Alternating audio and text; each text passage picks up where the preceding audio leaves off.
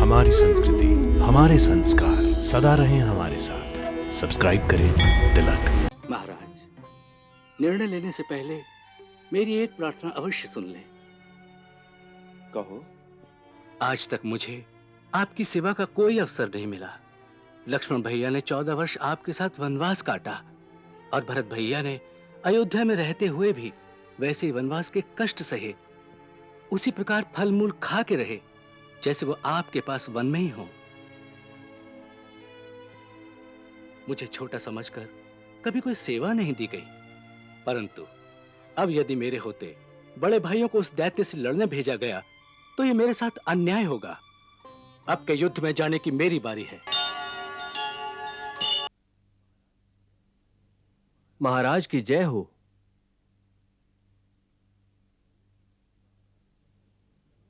महाराज, यमुना तट पर निवास करने वाले कुछ ऋषि राजद्वार पर पधारे हैं। उनके अगवा महर्षि भार्गव के पुत्र महामुनि च्यवन ने प्रार्थना की है कि उन्हें आपके दर्शनों की आज्ञा प्रदान की जाए।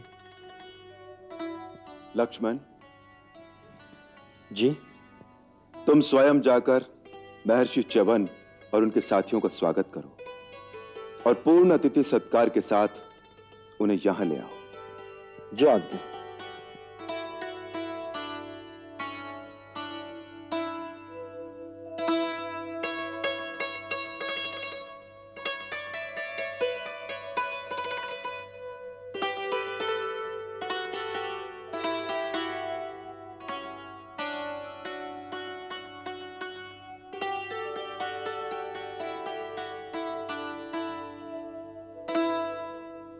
कल्याण हो।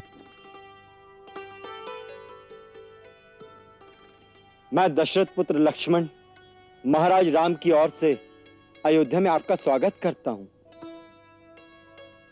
हमारा आतिथ्य स्वीकार करने की कृपा करें। पधारिए।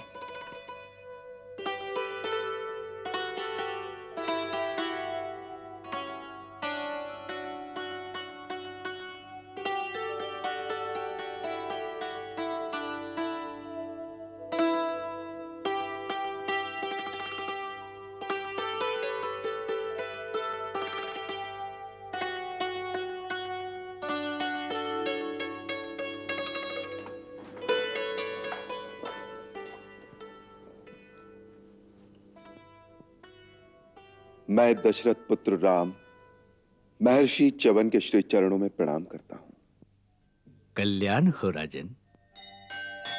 ऋषि आस भरे विश्वास भरे रघुनाथ की ओर निहारत हैं, जिनको चरणामृत पान करे जग सो ऋषि चरण पखारत हैं। जिनको चरणामृत पान करे जग सो ऋषि चरण पखारत हैं। रघुवंशीन की यही आन सदा शरणागत को भय टारत है। जीवन हारे सर्वस हारे पर देकर वचन न हारत है। जीवन हारे सर्वस हारे पर देकर वचन न हारत हैं।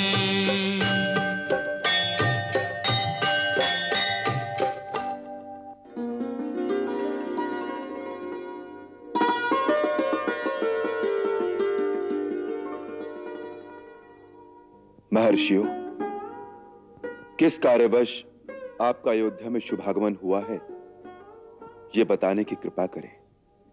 मेरे करने योग्य कोई भी सेवा हो वो भी कहिए, मैं आपकी हर इच्छा पूरी करूंगा। मेरा सारा राज्य, मेरे हृदय कमल पर विराजमान जीवात्मा, मेरी सारी संपत्ति और वैभव मैं आपकी सेवा के लिए अर्पण कर सकता हूं, यह विश्वास रखते हुए मुझे आज्ञा दीजिए। मैं आपकी हर आज्ञा पूरी करूंगा। नरश्रेष्ठ, इस भूमंडल पर ऐसी बातें आपके ही योग्य हैं। दूसरे किसी के मुख से ऐसे वचन नहीं निकल सकते राजन। इससे पहले हम बहुत से महाबली राजाओं के पास सहायता के लिए गए हैं, परंतु हमारे कार्य के गौरव को समझकर किसी ने भी हमारी सहायता का वचन नहीं दिया।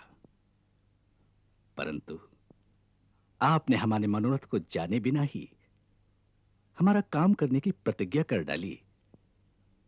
इसलिए अब हमें संशय नहीं रहा कि आप ही हम ऋषियों की इस महान संकट से रक्षा कर सकेंगे। अवश्य। हम प्रतिज्ञा करते हैं कि हम उस संकट का मूल नाश कर देंगे। आप निर्भय होकर हमें अपने संकट का कारण बताइए। हमारे संकट का मूल कारण है मधु दैत्य का पुत्र लवणासुर, जो इस समय मधुरा का राजा है। वो भयानक दैत्य प्रतिदिन बहुत से ऋषि मुनियों को खा जाता है, जिसके कारण यमुना तट पर तपस्या करने वाले ऋषियों की बस्तियां उजड़ गई हैं। उसके भय से पीड़ित हुए ऋषि अनेक राजाओं के पास जाकर अभय की भिक्षा मांग चुके हैं, परंतु अब तक हमें कोई रक्षक नहीं मिला। उसके पास भगवान शिव जी का दिया हुआ जो त्रिशूल है, सभी उससे डरते हैं, क्योंकि भगवान का वरदान है कि जो शत्रु उस त्रिशूल के सामने आएगा वो उसी समय भस्म हो जाएगा। भगवान शिव ने उसे वो त्रिशूल क्यों दिया? देवाधिदेव ने यह त्रिशूल उसे नहीं, उसके पिता को प्रदान किया था। उसका पिता मधु नाम का दैत्य है। दैत्य वंश का होते हुए भी वो देवताओं का मित्र, ब्राह्मण भक्त और शरणागत वत्सल था। उसने भगवान शिव की बड़ी तपस्या की, जिससे प्रसन्न होकर शिव ने अपने त्रिशूल में से एक और चमचमाता हुआ शक्तिशाली त्रिशूल प्रकट करके उसे प्रदान किया और कहा, मैं अत्यंत प्रसन्न होकर तुम्हें यह उत्तम आयुध प्रदान करता हूं। जब तक यह शूल तुम्हारे हाथ में रहेगा, शत्रु का कोई अस्त्र या शस्त्र तुमको स्पर्श भी नहीं कर सकेगा, और इसके द्वारा प्रहार करने पर यह त्रिशूल शत्रु को तत्काल भस्म करके पुनः तुम्हारे हाथ में लौट आएगा। मेरे पश्चात ये त्रिशूल सदा के लिए मेरे वंशजों के पास भी इसी प्रकार रहे। सदा के लिए तुम्हारे वंश में नहीं रह सकता, परंतु तुम्हारी प्रार्थना पर हम इतना वरदान देते हैं कि तुम्हारे अतिरिक्त ये केवल तुम्हारे एक पुत्र के पास रहेगा।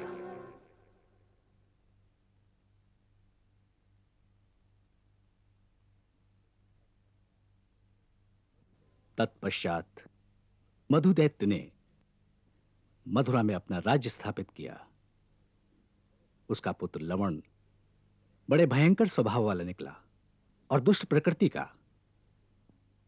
ऐसे महापापी पुत्र को प्राप्त करके मधु दैत्य अत्यंत दुखी हुआ और अंत में वो अपना राज्य छोड़कर स्वयं समुद्र में रहने के लिए चला गया। तब से मथुरा पर लवणासुर का राज्य है। उसके अत्याचारों से चारों ओर हाहाकार मचा हुआ है, परंतु उस दिव्य त्रिशूल के भय से कोई उससे टक्कर लेने का साहस नहीं करता। इसलिए हे राम, हम आपकी शरण में आए हैं, परंतु हम ये भी कहते हैं कि वचन देने से पहले ये सोच लें कि लवणासुर से टक्कर लेना अपने प्राणों को दांव पर लगाना है। रघुवंशी शरणागत की रक्षा के लिए अपने प्राणों की आहुति देने से भी संकोच नहीं करते ऋषिवर। अब आप निश्चिंत हो जाइए। हमें केवल यह देखना है कि रघुवंश के राजकुमारों में से कौन ये बीड़ा उठाता है, कौन अपने प्राण दांव पर लगाता है। महाराज, आप जिसकी ओर भी संकेत करें, वही आपकी आज्ञा पालन को अपना सौभाग्य समझेगा। महाराज, निर्णय लेने से पहले मेरी एक प्रार्थना अवश्य सुन लें। कहो। आज तक मुझे आपकी सेवा का कोई अवसर नहीं मिला।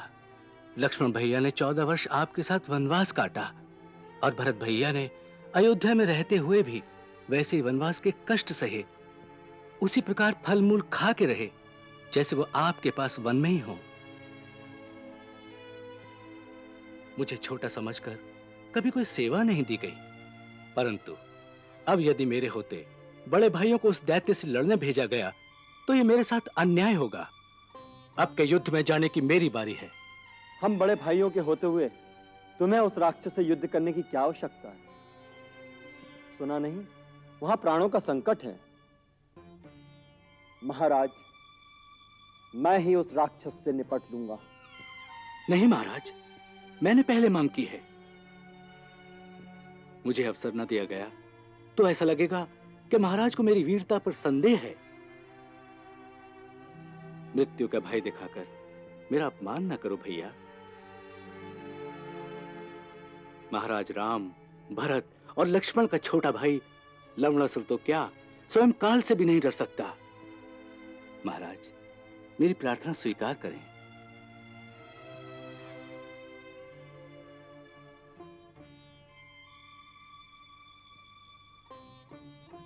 हम राजकुमार शत्रुघ्न से सहमत हैं। हम तुम्हें मथुरा के राजा लवणासुर के अत्याचारों से धरती को मुक्त करने का कार्य सौंपते हैं।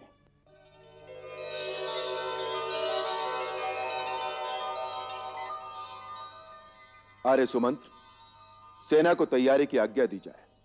जो आज्ञा। हम आज इसी समय राजकुमार शत्रुघ्न को मथुरा का राजा घोषित करते हैं। उनके राज्याभिषेक की भी तैयारी की जाए। राज्याभिषेक? हाँ, अयोध्या से कूच करने से पहले हम तुम्हें मथुरा का राजा बनाकर तुम्हारा अभिषेक स्वयं कर देंगे, जैसे हमने विभीषण का अभिषेक पहले ही कर दिया था। महाराज, इस अभिषेक को स्वीकार करने में मुझे अधर्म जान पड़ता है। बड़े भाइयों के होते हुए छोटे का अभिषेक कैसे किया जा सकता है? बड़े भैया भरत की बात को काटकर मैं बीच में बोल पड़ा। कदाचित आप इसके लिए मुझे दंड तो नहीं दे रहे? मेरी भूल क्षमा कर दे भैया, क्षमा कर दे। नहीं शत्रुघ्न, तुमने कोई भूल नहीं की। प्राणों के संकट की बात जब सामने आई तो तुमने वही वीरता दिखाई जो रघुवंश के एक राजकुमार को दिखानी चाहिए। हमने जो अभिषेक की बात की वो शास्त्रानुसार आवश्यक है। जब कोई किसी राजा के वंश का समूल नाश कर देता है तो उसकी राजधानी में दूसरे राजा को स्थापित करना उसका धर्म हो जाता है। अन्यथा वो राज्य, वो देश आरक्षित और अव्यवस्थित हो जाता है। उस देश में अराजकता फैल जाती है।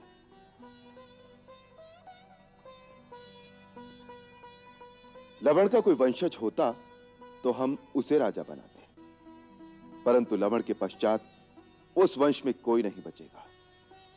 इसलिए जब तुम लवणासुर का अंत कर दोगे, जिसका हमें पूर्ण विश्वास है, तब मथुरा को एक राजा की आवश्यकता होगी। इसलिए वो राज्य अब तुम्ही को संभालना पड़ेगा।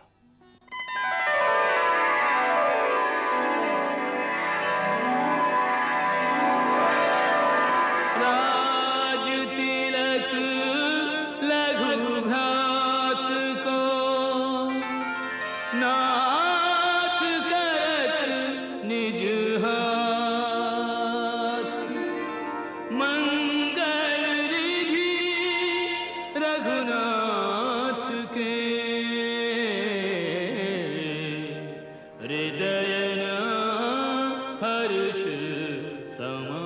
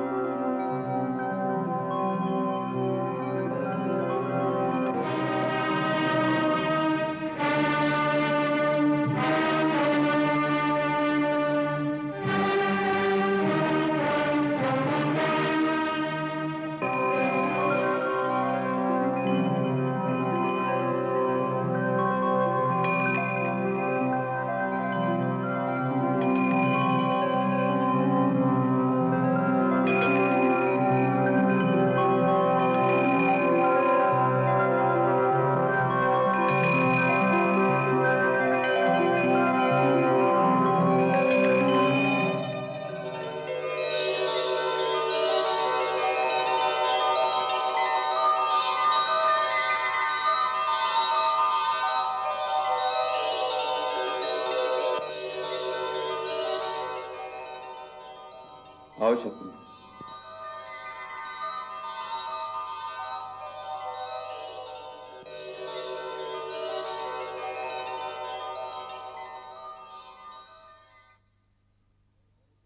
शत्रुघ्न, मैंने तुम्हें इसलिए बुलाया है क्योंकि मैं तुम्हें यह दिव्य और अमोघ बाण देना चाहता हूं।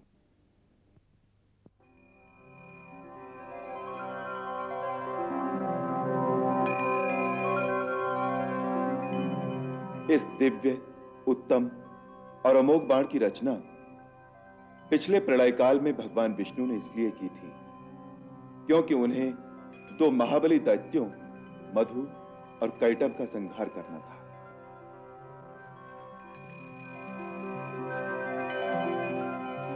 वो तीनों लोगों की सृष्टि करना चाहते थे और मधु, कैटभ और अन्य राक्षस उसमें विघ्न उपस्थित कर रहे थे। अतः भगवान विष्णु ने इसी बाण से उन दोनों को मारा था।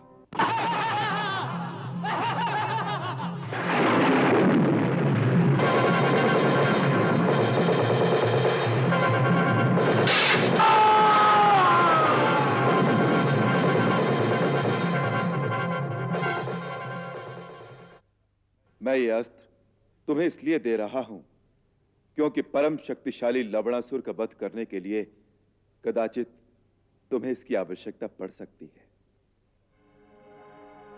परंतु मेरी एक बात स्मरण रखना, जब अत्यंत आवश्यक हो, अर्थात तुम्हारे सामने जीवन और मरण का प्रश्न आ जाए, तभी इसका प्रयोग करना।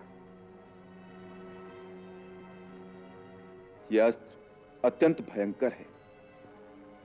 इसके प्रयोग से असंख्य प्राणियों के नष्ट होने का भय रहता है। तभी मैंने रावण का वध करने के लिए भी इसका प्रयोग नहीं किया था। शत्रुघ्न, शास्त्र कहता है वीर को उतनी ही शक्ति का प्रयोग करना चाहिए जितनी परम आवश्यक हो। अब यह दिव्य और अमोघ बाण मेरे आशीर्वाद के साथ ग्रहण करो।